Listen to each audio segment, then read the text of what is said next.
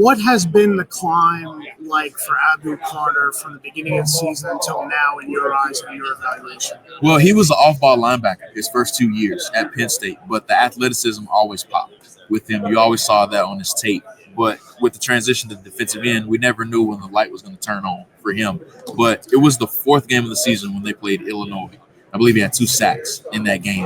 That was the aha moment for him of where he understood, like, hey, I understand now how to use my hands. I can race past people. I can beat them underneath. I can beat them over the top. There's so many different ways that I can defeat offensive tackles.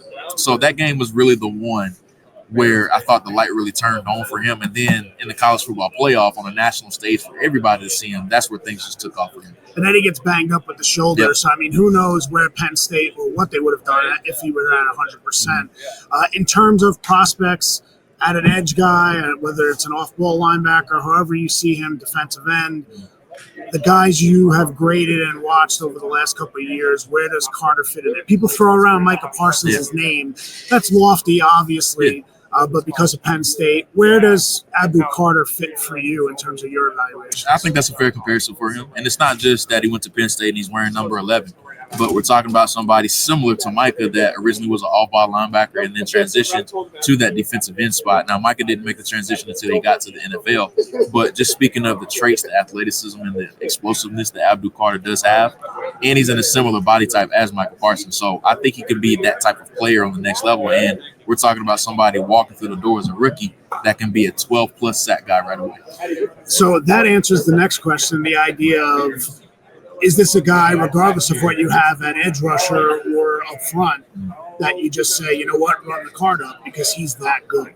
Well, if neither quarterback is on the board for them, I personally would prefer Travis Hunter just because I have him ranked as my top-ranked player overall, regardless of position in this year's draft. But I'm not going to be mad at him if they take Abdul Carter. I don't think you can go wrong with either player. But let's say Cam Ward or Shedeur Sanders in some order go number 1 and number 2.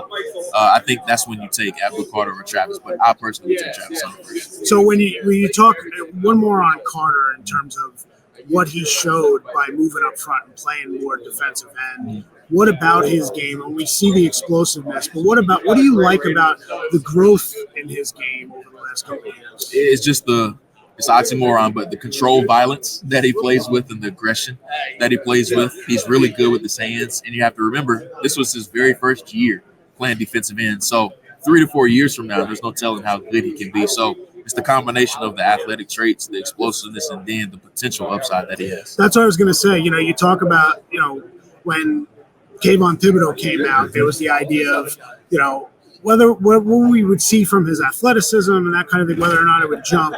But there's always that idea of the technique, the pass rush technique. Yeah. And can a guy take his game from I'm a great athlete and I can beat guys in college to can I beat a left tackle who's being paid, $25 million a year to stop me?